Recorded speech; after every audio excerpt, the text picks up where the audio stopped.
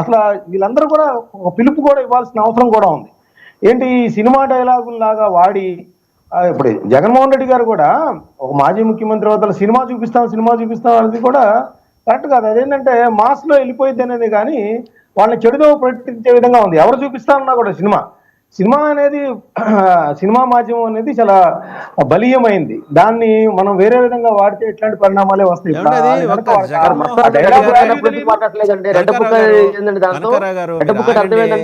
కనకారావు గారు మీరు ఆగండి, నేను ఆయనతో మాట్లాడుతున్నా. మస్తానరావు సార్ ఇప్పుడు రెడ్ బుక్ మీద మస్తానరావు గారు ఒక్క నిమిషం సార్, రెడ్ బుక్ అనేది మస్తానరావు గారు ఆయన పాదయాత్ర అప్పుడు మీతోనే మాట్లాడుతున్నా. నేనేది సినిమా చూపిస్తాననేది జగన్మోహన్ రెడ్డి ఒక్కరే మాట్లాడలా, పవన్ కళ్యాణ్ మాట్లాడారు, చంద్రబాబు గారు మాట్లాడారు, లోకేష్ గారు మాట్లాడారు. ఒక జగన్మోహన్ రెడ్డికి ఏ రూల్ వర్తిస్తుందో వీళ్ళ ముగ్గురు కూడా అదే రూల్ వర్తించాలి. ఎవరో మినహాయింపేం కాదు కదా. అదే నేను అంటున్నా, ఆ సినిమా డైలాగుల్ని ఈ విధంగా వాడటం అనేది స్టాప్ చేయాలి. ఏ నాయకుడైనా సరే, అది పవన్ కళ్యాణ్ గారు కానీ చంద్రబాబు గారు. ఎందుకంటే అది ఎట్లా అవుతుందంటే డెమోక్రటిక్ గా వెళ్ళిపోవట్లేదు, అదేదో చిల్లరగా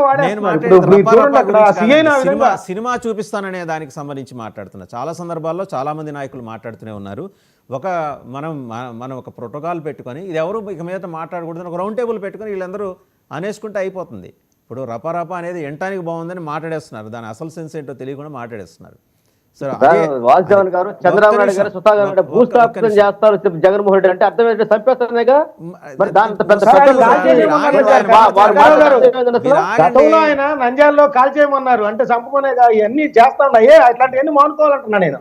అందరు నాయకులు జగన్మోహన్ రెడ్డి గారు చంద్రబాబు నాయుడు గారిని నడి రోడ్డు మీద కాల్చి చంపాలని చెప్పారు, గుర్తులేదా మనకి? అలాంటివన్నీ వాడితేనే కోరుకుంటున్నాం మేము, ఎవరైనా ఏ నాయకుడైనా. సో అదే శాంతిప్రసాద్ గారు ఒకసారి ప్లీజ్ కంక్లూడ్ సార్. శాంతిప్రసాద్ గారు సార్ మీరు మ్యూట్లో ఉన్నారు సార్. శాంతిప్రసాద్ గారు మ్యూట్లో ఉన్నారు, రావట్లేదు సార్. 30 seconds సార్ మీరు ట్రై చేయండి. శాంతిప్రసాద్ గారు మ్యూట్లో ఉన్నట్టున్నారు, ఒకసారి చెక్ చేసుకోండి. లోపల సురేంద్ర నాయుడు గారు మాట్లాడతారు.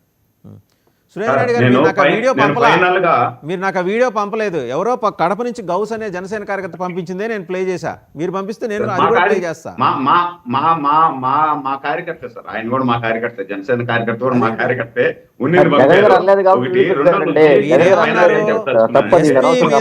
కారు పంపించండి, అది పంపించండి. అది నేను మీకు పంపిస్తాను. ఫైనల్ నేనేం చెప్పదలుచుకున్నానంటే, జగన్మోహన్ రెడ్డి గారు తాడేపల్లి ప్యాలెస్ వదిలి జనాల్లోకి రావడం సుపరిణామం, చేయమని చెప్పండి.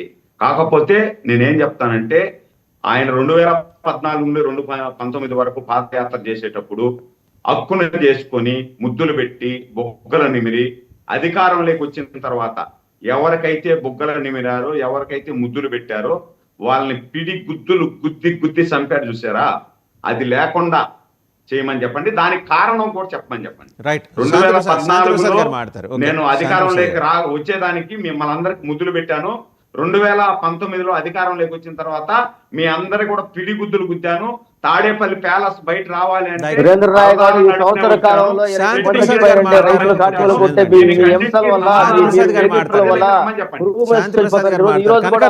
శాంతిప్రసాద్ గారు మాట్లాడతారు ఒకసారి ప్లీజ్, వారిని మాట్లాడండి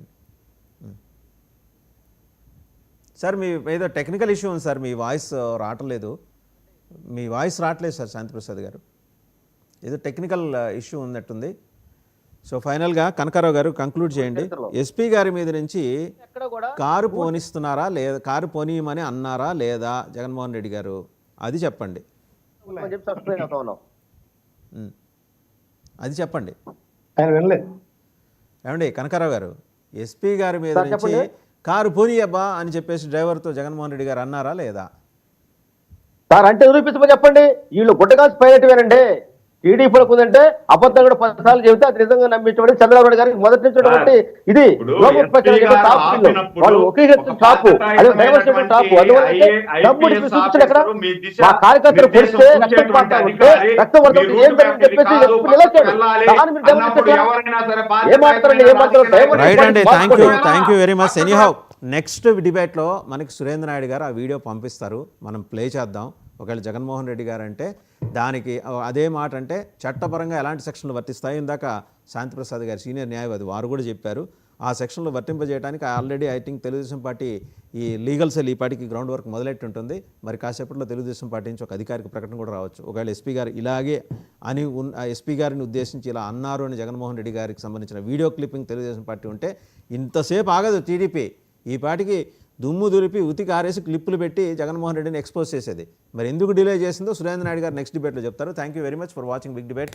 సురేంద్ర నాయుడు గారు, కనకారావు గారు, మస్తనరావు గారు అండ్ శాంతిప్రసాద్ గారు అందరికీ ధన్యవాదాలండి. సో చూసాం కదా, ఎస్పీని అడ్డొస్తే నువ్వు పానీ అబ్బా ఏం పర్లేదు తొక్కించుకుంటూ పోనీ అని జగన్మోహన్ రెడ్డి గారు అన్నారని చెప్పేసి టీడీపీ అభియోగం.